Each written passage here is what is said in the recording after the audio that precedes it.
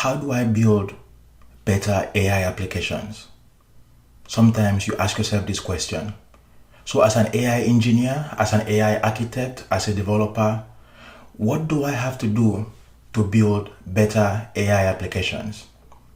This is what we're going to focus on in this particular video.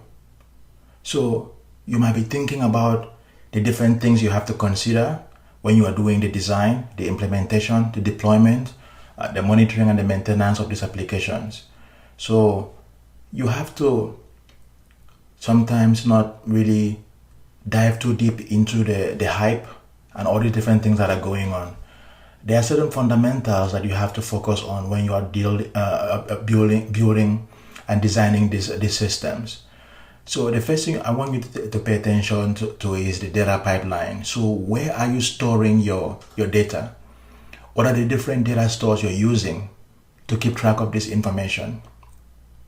That is very important.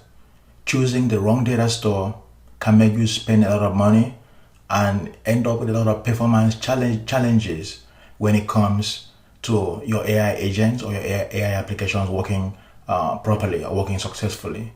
So the data store is very important. The next thing is the data pipeline.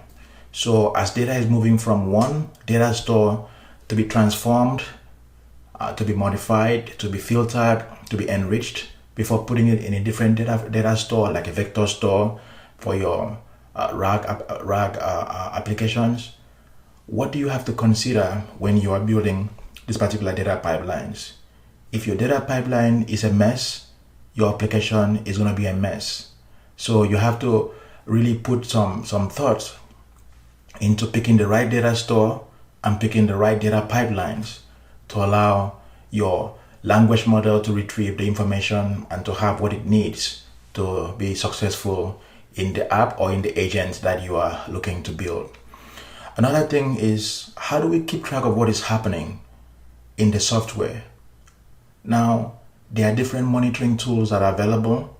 So I want you to think about those monitoring tools. You have Logfire, you have Langsmith, you have Azure Application Insights, Azure Monitor. All these different observability platforms have now been set up to allow you to see what is happening, because this can help you understand what you have to modify, what you have to keep track of to save money.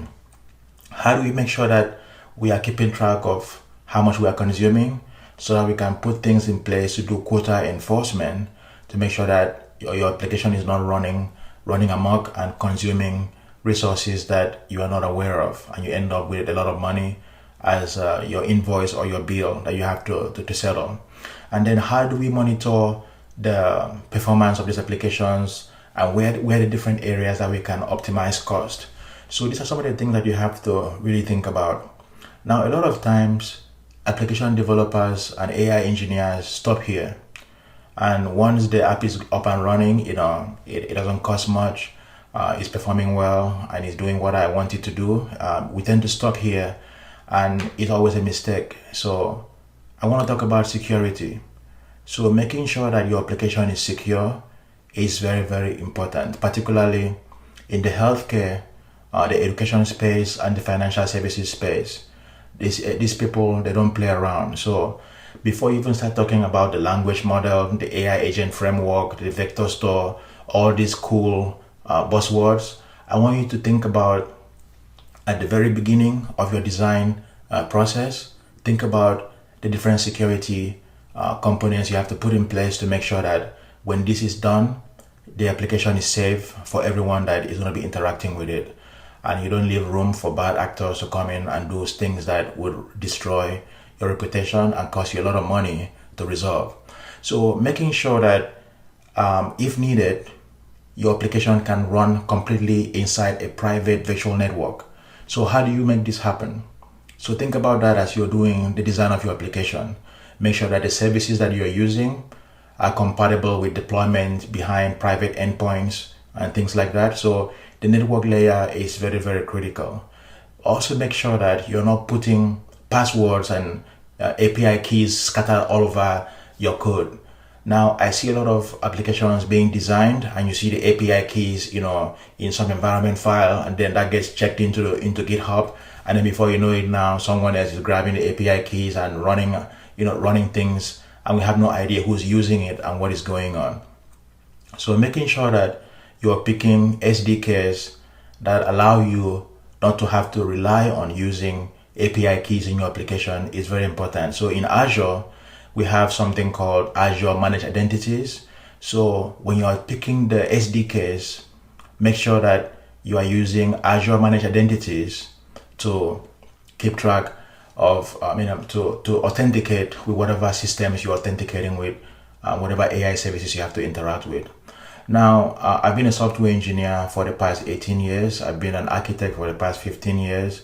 And I've been focused on building AI applications for the past 8 years. In this time, I've supported thousands of developers and architects, as well as several hundreds of companies during this time. So this is something that I have a very strong passion for. And if you like this channel, I encourage you to continue to come to learn from me and my team. And I also I'm having an online membership come up very soon. So if you're interested in that, description will be available for you to check out, and you can join the wait list, so that as soon as we have the content ready, you will be the first to find out. You can enroll and get started. Now, coming back to security, we also have different mechanisms that are in place for us to monitor what is happening in the application. So monitoring the logs, monitoring the events, monitoring the dependencies that we are using to build this application is also very important. So you have things like Dependabot that tracks the different libraries and SDKs you're using in your application, so that if there's any vulnerability that is identified in those dependencies for your application, you can find out immediately and do a pull request to get rid of the dependency, the vulnerability, and fix it as soon as possible.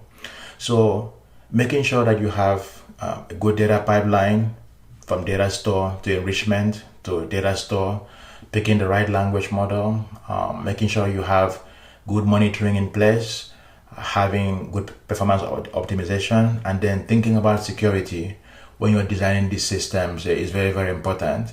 So I think that these are some of the things I would like you to focus on as you're thinking about how to become more successful as an AI engineer during this season. So I thank you very much for stopping by to watch this video. If it has been helpful to you, please recommend it to someone else, and they will really appreciate it. And if you would like to find out more about similar content like this, please do subscribe, so that you will be the first to find out as soon as new content is uploaded to the channel. I really appreciate you stopping by, and I hope to see you in the next video. Thank you.